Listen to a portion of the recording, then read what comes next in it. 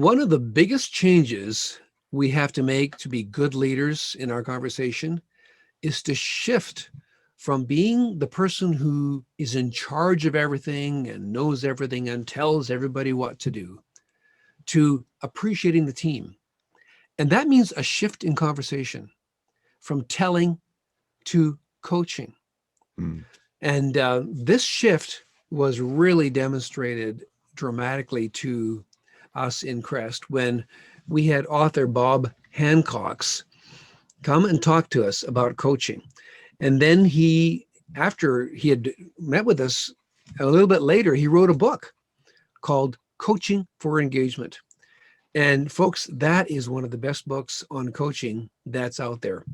It's practical, it's not terribly long, but it's got enough good stuff in there that you can actually shift the way you talk to be this much more effective leader when you talk about becoming a coach of people. So he's been a professional coach all his life, and he is what's called a master coach, one of the best across Canada.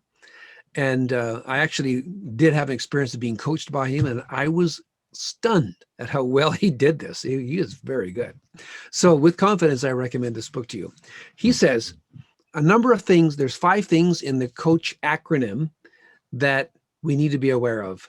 And that is curious questioning, open listening, appreciative discovery, catalytic feedback, resulting in heightened engagement. So let's go through each one and see what they mean. So the first one is curious questioning. And this is the art of asking honest questions without kind of hinting the response that you want from people. The goal is to be genuinely curious, to find out what people actually think, not telling them what to think, but inviting them to express what they think. And the key to this is good questions. If you ask the right kind of question, you get a much better response. So we've actually put in the curriculum here a number of good questions that can help you, because there's a big difference between a poor question and a really good question. And in your curriculum on page 25 there's typically we will ask poor questions like, did you have a good week? And the answer can be yes or no. That's what would be a poor question. A good question is more open-ended, which doesn't just get a simple yes or no kind of answer. It might be, what was the highlight of this past week for you? Now they have to tell you a story. They can't just say yes or no. It's a way better question. Yeah, and the thing I like about this too, Dan, is the idea of putting curious in front of it. And so there are good questions that we need to be aware of, but the being curious will almost adds like a spontaneous feel to it. Then Yes. you need to have some good questions in mind, but then at the same time be ready to be spontaneous because you are genuinely curious. And people pick up on that too, I think. Oh, they sure do.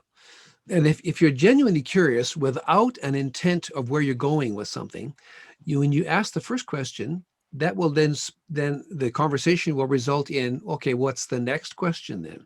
Yeah, exactly. And you don't know where it's going to go.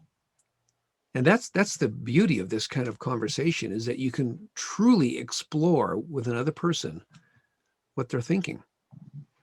And asking the right questions, man, that's the way to do it. So we've given you some good question starters there in the curriculum. Now we want to come to the next one, which is open listening. Now, this means you are giving full attention to the person you're talking with. You're observing them with your eyes, your ears, your heart, and you're giving them undivided attention. Now, this is really important in order for them to be honestly answering your curious question. You've got to be honestly listening. And here's the biggest problem we have with listening, is that while we're listening, we are formulating in our mind what our next question is going to be. And they can tell you're not totally listening, that you're thinking about something else. And then when you talk too much and you keep interrupting people, well, that's not a good way of listening. In fact, there's a really good acronym in there called WAIT, WAIT, stands for Why Am I Talking? That's a really good one. We need to be comfortable to let people talk, and we fully listen to them and don't interrupt them. Then we come to the appreciative discovery. That's the third one here.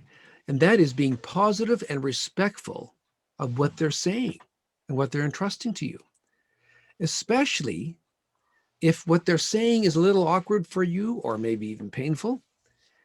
But it's appreciating them. And it's also pointing out to them a strength that you see or a positive element that you notice in them. And you're giving them appreciative discovery. You're acknowledging that this person has something of value to offer. You thank them for what they're saying. You point out good things that you notice in their life. So again, appreciative discovery is a very good way that people will begin to feel more safe with you when they hear you telling them what you appreciate and what you're noticing and what's really helpful. Yeah, I think back then to our talk about the ideal team player. And the two of the virtues is being humble and being hungry. And I just see both of those kind of playing into this here. The Very appreciative good. is being humble and saying, wow, you're really thinking through this. And the discovery is the hunger. Yeah, we're learning together. And so this brings in both those virtues when you do this properly. Yeah. So it's really cool to see how these different resources that we've discovered do overlap. And when resources overlap, you know you're onto something here. Mm-hmm. So once we have done that, the question that comes up in people's minds is, well, is there ever a time when you give them feedback or you say something that you're noticing that maybe they haven't said? And that is the next one, called catalytic feedback. And you'll notice that it's way down the line. You must be doing the curious questioning, the open listening, the appreciative discovery. Do that well before you give any kind of catalytic feedback. We only offer this after we have really listened, and this can actually be very, very good for you. It can save your bacon as a leader. Instead of telling them something in feedback, you just elicit them to say it. And here's what I found, John, is that when I'm talking to people and I ask them, for example, to say, okay, the past event that we just had, what's your assessment of it? What did you think went well? What do you think could be improved? And I let them tell me what they thought needed to be improving instead of me saying, you know what, you did pretty good on this, but. And so often we think we have to give the feedback, in order to make them learn. But actually, most people already know it. Yeah, and the other thing that this allows, what you're talking about, is for God to actually speak to them and give His feedback through them, right? Where they discover, they find it out for themselves as God is speaking to them about these things, and He will.